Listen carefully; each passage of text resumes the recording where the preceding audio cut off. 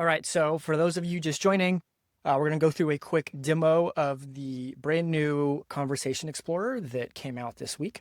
And then Ali and Sid are going to go through the nuts and bolts of how it works, the data behind it, the methodology, all of that stuff. So right now I am showing you the search for the term Super Bowl, and we'll go through a couple of examples of how the product and the date range looks. And I'm going to pick a couple of examples to show the relevancy and the data freshness of Conversation Explorer. And so for something like keywords, something like Super Bowl, we see a nice spike around when the Super Bowl happened. To give you a bit of context of what Conversation Explorer is, it is the first of its kind, comprehensive data set of real user prompts.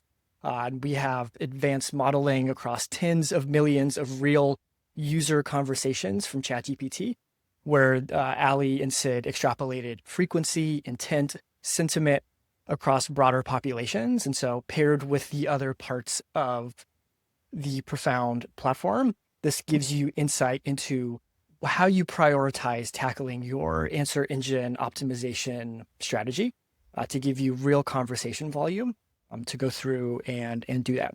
So this is the homepage of Conversation Explorer. It works like you would expect, similar keyword research tools to work in the age of SEO. You can come in here and type any of those, and then we'll very quickly show you the conversation volume. So here is the conversation for Memorial Day, which, kind of peaks, in May and then has started to fall off. And again, we'll go over questions in more detail of how this works in the presentation. And then at the very end, we'll open the floor for questions from everyone too. And so this is the search for Memorial Day. You can come in here and select the date range. You can change between monthly and weekly to kind of get a broader overview of trends over time. And then you can switch between phrase match and exact match too, with little tooltips up here that kind of guide you of like which one to look for. Most of the searches I'm doing have been phrase match so far. And so here's a search for phone cases over time. I think the thing that I am most impressed by is the entire snappiness of this whole product. It's very fast. It's very quick. Ali and Sid did an incredible job. And so this is live now for every Profound Enterprise customer. I know we have a fair amount of y'all here today. Thank you. We appreciate you. We would love for you to hop in and play with this and give us your feedback. If you're not a current Profound Enterprise customer, please reach out to our sales team. We'd love to talk with you. And with that, I will stop sharing the demo and then we'll get into the presentation. While Nick is sharing the presentation, my name is Ali. As Nick mentioned, I work at Profound Data Science team, and Sid and I have been working on this new product. So I think the next step in the presentation after the demo is just talking a little bit about how we are building the product. If you actually go to the previous slide, please, Nick. So in terms of the agenda for today, we're going to start talking a little bit about kind of our data set. Then we talk a little bit about some product specification. We talk about our methodology and data normalization. We talk a little bit about the metrics that we chose in kind of the first launch, exact match versus phrase match. We're going to talk about kind of data validation. I'm sure that's like a super important question.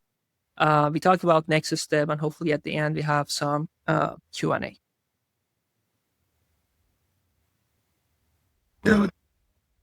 Okay, next slide, please.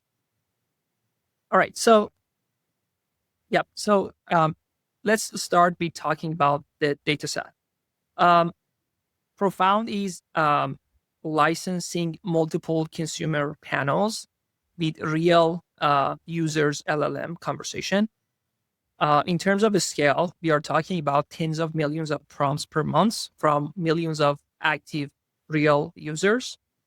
Our coverage is global. And I'm going to talk about that. We start with the US, but we're going to expand. In terms of our kind of answer engine support, we are tracking multiple LLMs, ChatGPT, Gemini, Copilot, Perplexity, etc.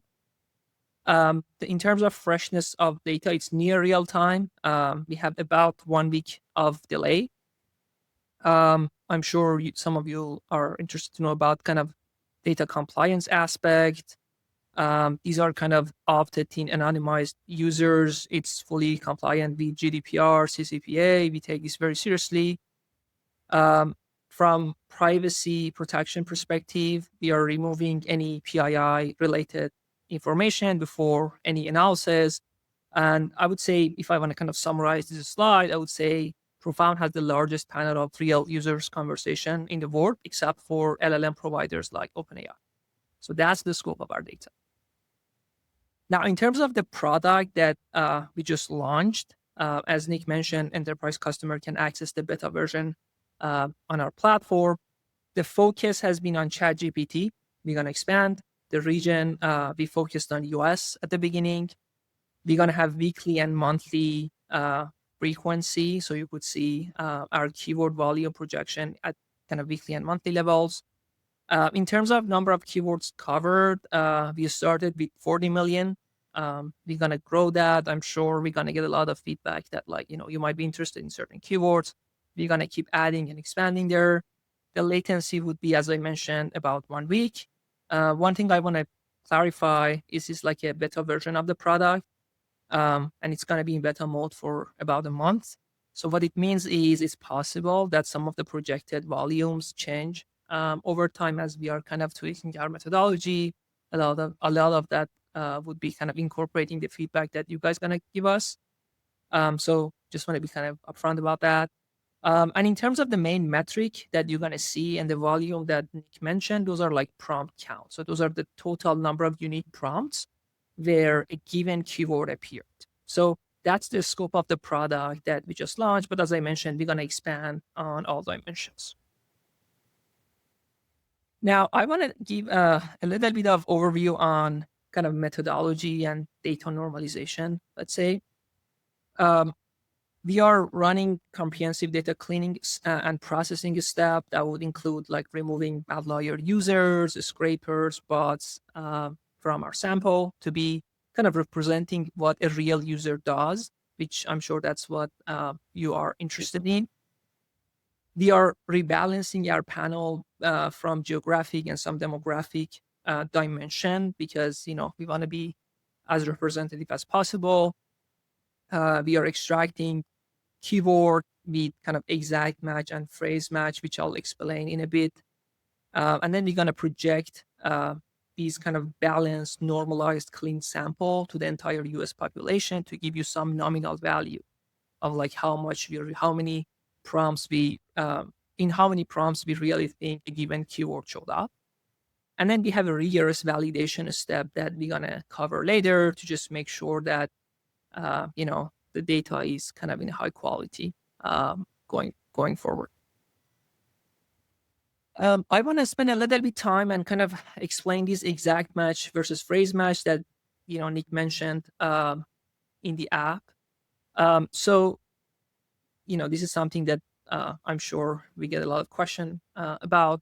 So by exact match, what we mean is all the words in the keyword appear together in the same order, whereas in the phrase match, all words in the keyword appear somewhere in the text in any order, not necessarily they are kind of near each other. So if I just want to give one clarifying example, take buy car insurance as a keyword. And let's go through a few prompt examples. The first one is I'm looking to buy car insurance for my new SUV. As you see, buy car insurance exactly with the same order showed up in this prompt. So this is both an exact match and a phrase match. In the next example, it's like, what's the best place to buy a cheap car insurance? So buy car insurance as a phrase hasn't kind of come up in this prompt, but all the words has been appeared in kind of various orders. So this is not an exact match, but this is a phrase match. And we have other example. I'm trying to find a car insurance to buy for my daughter. Same story. It's not the exact match. It's a phrase match. But if you have a prompt like, can I buy a policy to insure my car? This is not exact match and not phrase match because, insurance has not showed up in this prompt exact. So that's about kind of the definition of exact match and phrase match that you saw in the app. Next slide, please. Oh, okay. So yeah, I'll pass it over actually to my colleague C to talk a little bit about data validation. Hey, I'm Sid. Just a quick intro. I'm also on the data science team. Been here for a couple of months. And yeah, I just wanted to start off with some more examples about how we do data validation. I know we talked about them briefly before. And the first thing I call out is there's no ground truth data set for LLM conversations. Like OpenAI doesn't release this, Google doesn't release this, no one releases this publicly. And definitely they don't have the level of granularity we can go to, no one else can, right? But that does mean we can't say with 100% certainty that this is the exact projected value. But what we do is extensive validation steps. So now I just want to give 3 examples that kind of give you a sense of how deep we're really going at this. Because obviously this means a lot to us to have as accurate as possible projections. So the first step, it's I guess we call a sense check. We know what's going on in the world and we try and track them. And it might not be like the deep, like the most like data science heavy piece of this, but it's very important for us to be grounded in reality. And then in terms of the data quality monitoring, we mentioned that like we make sure our sample is as demographically representative as possible for the US, and then as we expand globally as well. But I wanted to point like how deep we can go there. So we actually have user level tracking of all of it. It's not just we have here's like millions of prompts, have fun. We actually have each user's complete journey. Like what were they doing on this day? What were they doing on the next day? So we can track it on the user level, but that also means we can say, oh, this user, it seems like that bot. We can do that identification. We can go into conversations and see how long are conversations going, how long at each prompt, how long is each prompt? Is there massive usage spikes that we might not expect? It gives us a very strong way to calibrate. And then, so I talked about who the users are, but like, where are they coming from? And this is the panel level calibration. It would kind of be a bit of a problem if all of our panels, all our users came from one single panel. And if there was anything wrong with that panel, it would affect our projections pretty adversely. So we actually have hundreds of different independent panels, and we can have, each would have their own projection. So we can combine this with a lot more confidence if we just had one single source for all of this. I hope that just gives an idea of how much we're thinking about all of these different things, like things that might come into your head. And yeah, like moving on. So this is like some of the examples we were talking about earlier. So you can see Memorial Day, you see that clear spike, around Memorial Day, but you can compare like, for example, Memorial Day and Memorial Day sales, you can get like very deep intent-based insights, not just the keyword, but you can go pretty deep with this. And yeah, to move on to the next slide. So recently, like Johnny Ive was acquired, like his startup was like acquired by OpenAI, and you can see that spike, you can see how long it lasted, and I think it's very helpful that we can quantify this. So we all know it's popular, but how popular is it on ChatGPT, especially compared to other keywords? Keep going. Yeah, here's another one, the US-China tariff dispute. I think this was the period where it's like at its like the biggest peak. But if you actually go into the tool and slide this back, you can see some of the earlier tariff discussions, how like popular they were relative to this one. That's pretty cool. DeepSeek. We can see again, similar things. We have 2 different models released, and you can see the very first model had this massive spike. We similar spikes for later models, but it wasn't quite as dramatic. Cool. I just wanted to talk about some next steps. So I know we briefly touched on this at the start, but here's like an idea of some of the things you might expect going forward. So right now we focus on ChatGPT. It is the most popularly used LLM, but yeah, there are other LLMs and they're also gaining popularity. So we're going to start supporting things like Gemini, Perplexity, Copilot, and potentially more as well. And yeah, I see from the chat, we have a pretty diverse global panel and our clientele is global. So we're looking to expand to as many countries as possible. And we think the UK is coming next. But yeah, we're definitely going global.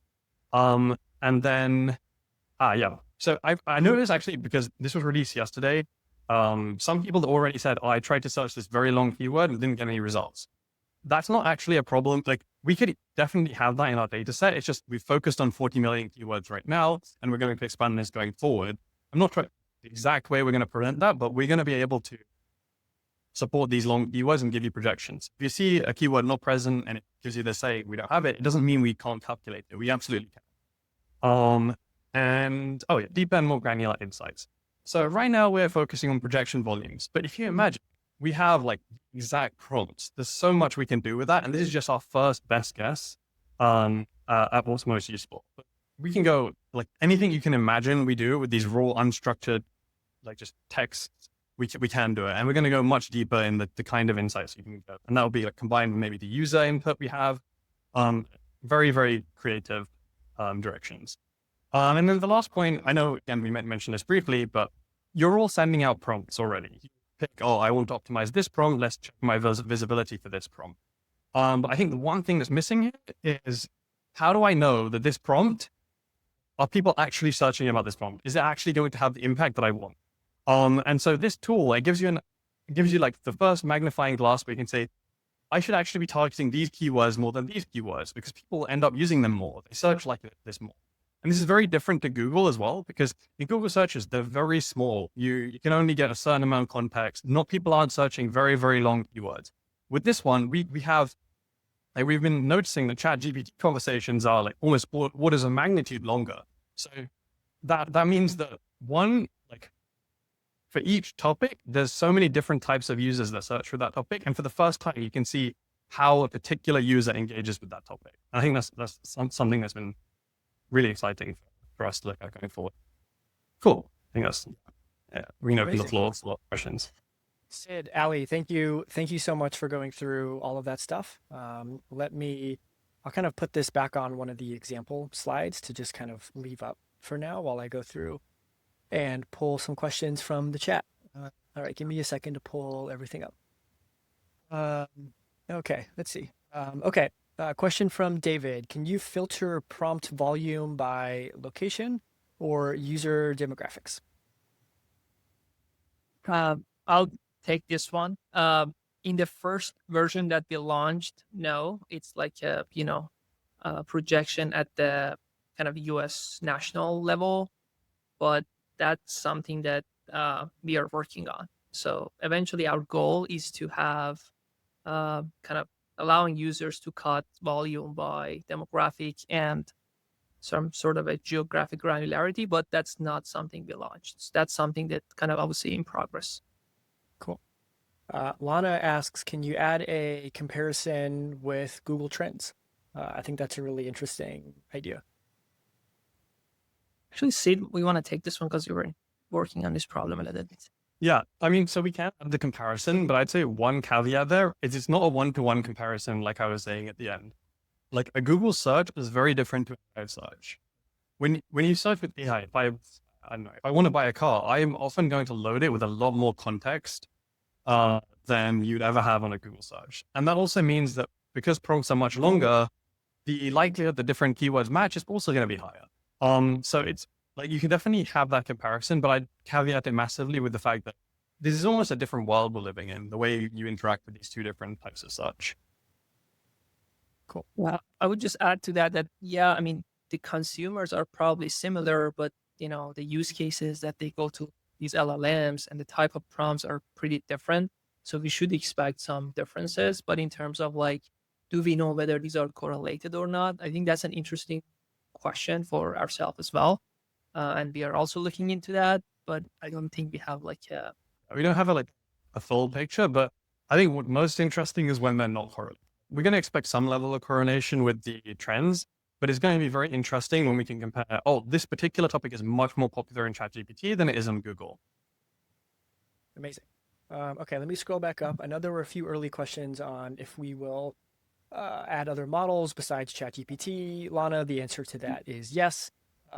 You also asked how often the data is updated, and the guy said that less than a week is about the lag time that we have right now. Sophie had a good question of what does panel mean in this situation in the context of the panel data that we're using? Yeah. So what we mean by panel are a group of users. They're, opted in to be kind of sharing their conversations with some of our data vendors, where we go and kind of license that data set from. So that's the idea. Panel, you can think of it as like a group of real users who opted in. Yeah. I saw the question by Keaton. I kind of want to take that. It says, how do you distinguish between a search prompt and just the user using the LLM for content creation? So right now, they'd all be lumped together. But one of the, I was mentioning, because we have so many different dimensions we can go in this, and we've been exploring this already, is looking at the user intent within individual prompts. So we can go for like a particular prompt and see like what was the user trying to do, categorize it, and you'll have like category level volumes. This is like clear this isn't part of the product right now, but it's definitely on the roadmap. That's kind of thing. Sorry, I'm going to hop in and just kind of click around while I also bounce between questions. And this is, I know a few people missed the demo in the beginning. There was also a question around how is Profound going to use this to improve our own AI visibility, which is a question I am very happy to answer. Why I am personally excited about this is because it helps me prioritize what topics I should improve the visibility on first. And so if you imagine there are 5 to 10 different topics that I am tracking our visibility in, then I will use Conversation Explorer to help prioritize that. So I am increasing the visibility for topics that have the highest amount of conversation volume. And that's absolutely where I would start and kind of recommend some of our customers also to start as well. Yeah, and just to add to what Nick said, because one other way that we kind of think about this is more like input and output. So the keyword volume is giving you some kind of an input signal of like how many people are asking about a certain topic. And our AI engine inside would tell you that, okay, like when people ask about a certain topic, what's kind of in what percentage of those you will show up. So essentially, we are kind of like combining these two products together. You'll be able to kind of size the opportunity, and to Nick's point, just prioritize some topics over the other one. Amazing. Melissa asked a question about the examples we've shown are large events like Memorial Day, tariffs, etc., but their keywords are more niche and don't produce results, even though they know people are posting those queries. And so I know y'all touched on adding kind of more long tail searches to the data set, but can y'all kind of revisit that and give her an answer? Yeah, I think Sid mentioned that. Yeah, we're going to add more keywords. The fact that you don't see that doesn't mean we cannot support it. It's just that we started with like some initial very common keywords. I would actually say even the examples we showed here, they are very common keywords. And actually our tool has a lot more ability, a much higher ability to focus on very, very specific topics. And this is only going to grow as our data set expands.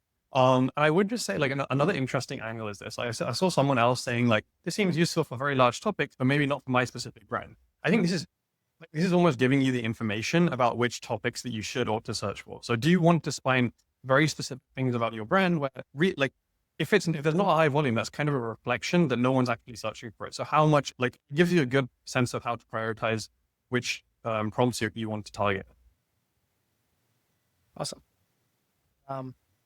Someone is asking, does the tool show any examples of real user prompts? Not yet, but we're looking into how we best present that information to you. Because we have it, like with the data sets we have are all based on the real user prompts. Yeah. Amazing. All right, Sophie coming in hot with more questions. Will this tool show most frequent follow-up questions at any point? And I know somebody else asked a question about not just like a single prompt, but kind of like broader conversations that these are part of too. That's definitely an interesting thing. And I'd say definitely could, because as I said, we have the full conversation and we have it in order. So we know what the first thing they asked was, we know what the last thing they asked was. So that's definitely within the realm of things that are possible. Like as I mentioned, so many things we could be doing. And I think that's very useful because it's very different as well to Google search, right? Where like the follow-up, it's not always like as part of a conversation. Your follow-up is as a response to someone talking back, right? And I think that's a useful dimension to be able to capture. Amazing. Yes, we will be sharing the recap of this meeting and like the full recording. And so I'll send out a link to anyone who registered. It'll be on the Profound YouTube channel as well. So if you miss something, if you want to see a demo, any of that stuff, you'll have access to it. Okay, let's see. Katerina says, I missed the part where you explained this, but how have you collected the data sets for what the users are asking ChatGPT for? Do y'all just want to briefly cover that again?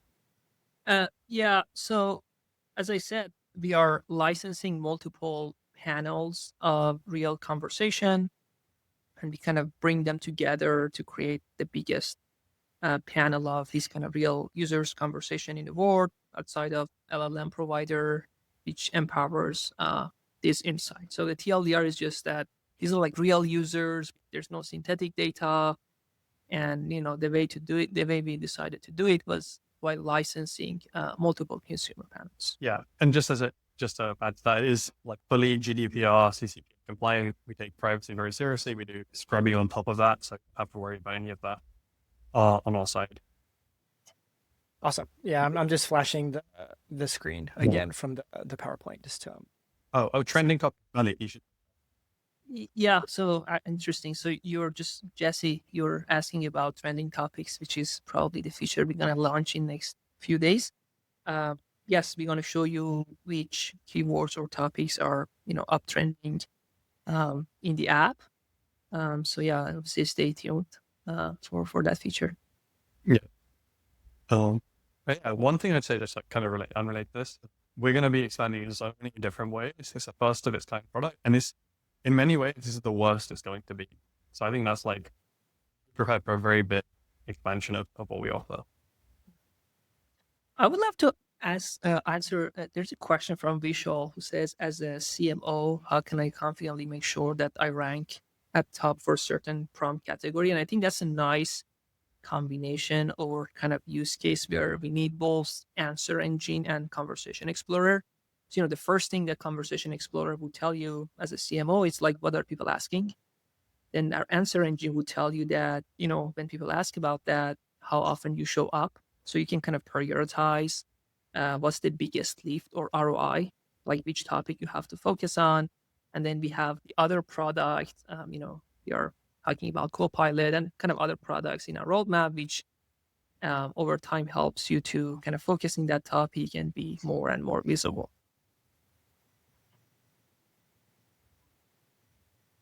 Also, there's another question: how are you planning to extend this for other LLMs? As been mentioned, our dataset covers other LLMs too. We'll start it with ChatGPT launch. We're gonna add other ones. Very likely that Gemini actually be the next one. So we'll keep the customers updated on that front. Yeah. I assume take Sophie's question. That's okay. How do we solve for the fact that everyone has their own memory built up on ChatGPT that can skew responses? I mean, the good thing about this is a representative sample of the entire US population. So like even the memories themselves are represented. So these responses are still within the distribution of the whole panel. We're accounting for the fact that this user has had a whole set of conversations before, and that's being part of the response, if that makes sense. Yeah, it's not like we're just sending this prompt out and looking at the response with no memory. It's pretty cool that we get a full insight. Yeah, let's see. There was also a question about, I think, the diversity of the panel, like usage, geo, interests. Do y'all want to touch on that again too? I'll talk a little bit about that. As Sid mentioned, actually, Sid, do you want to take this? I have to just. Oh, sure. So the question was on the geographic diversity, am I right? Yes, of the panel. Yep. So the panel, it's a global panel. It's like, it is over 100 countries. I'd say clearly the US is the one we targeted first. And other countries are possible. I would say like that's one of the next things we're trying to expand. We probably won't be able to get up all of those 100 countries, but definitely like the data's there. We just need to process it. I said, we wanted to get this in your hands as soon as possible. And all of this is coming. Amazing. Okay, Alex says we'd like to schedule a demo. Alex, I'll drop a link again. Please come talk to us.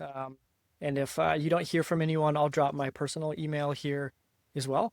Feel free to hassle me, and I'll be happy to set you up with a demo. David asks, can we request to add keywords? Yeah, as I said, we're going to be expanding coverage. So actually, I think there will be a point, I can't give you a definitive timeline, but there'll be a point where when you search keyword, and suppose it's not in like our pre-calculated database, we'll like seamlessly in some way handle that calculation. So it might just be we'll do the calculation on the fly. We might store it and like come back tomorrow, whatever it might be, but we're definitely going to support that. Yeah, and I just want to just emphasize again that, like, I would say the biggest delta in the product maybe in a week or two, would be just additional keywords. We completely understand that that's a top priority.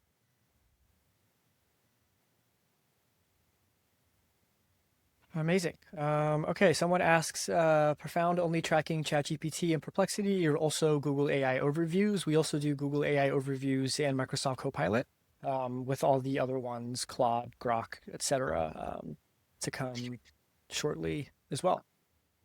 Oh yeah, this is for Answer Engine Insights. For Conversation Explorer, we're currently only showing ChatGPT projections, but we're going to be expanding Perplexity, Copilot, Gemini, etc.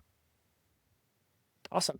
Well, we've had some great questions so far. I'll want to start wrapping it up, and let's see. Liam asks, how far back does your data go? Yes, start of this year. That's when we have projections, and we can talk down a bit more. Cool. And then I guess last question we'll take from Luke. I'll summarize and says, the keywords are interesting. I'm not sure what information or insights I should be picking up from the data. I'll let you tackle that, and then I have a perspective on that too. Cool.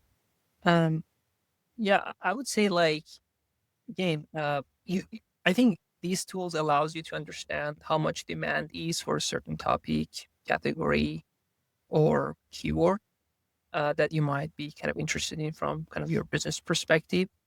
One, two is about trends. You want to be staying on top of what's becoming popular is another use case. And the last one, I would say, this from things that I can think about, is connecting that to our Answer Engine Insight to understand, what type of prompt you should prioritize to kind of increase your visibility. Yeah, I'd say. Oh, sorry. No, Sid, you go. I was just saying that's one. Yeah, just to go on to that point. Right now, it's kind of the case that we're selecting prompts we think they're useful, but there's no actual way of knowing this unless you ground it in a real user conversation. You need to be able to select. You establishes confidence that the prompts you're selecting are actually useful. And I think having that connections, that's the first step in making that link. And then the final piece I would add to that is we put this together very in a beta format, and so one of the things that is not in the first beta is the addition of long tail keywords, which we've touched on a few times, and I think that's probably early in the follow up roadmap for this. There's been a bunch of questions on that too. I think you'd still be surprised at how deep it can go. But in terms of long tail keywords, but we're going to expand.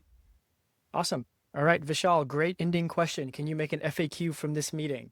Yes, absolutely. Wonderful idea. We will absolutely do this. And with that, we'll wrap up. Everyone, thank you so much for hopping on. We'll share the recording. We'll share an FAQ. This will be on YouTube as well. Thank you all for your great questions. If you're not a current Profound customer, go to our website, submit a contact sales form, send me an email, nick@tryprofound.com, and we'll get you set up. And appreciate all of you joining us for 30 minutes today. Thank you. Thanks. Thanks, everyone. Goodbye.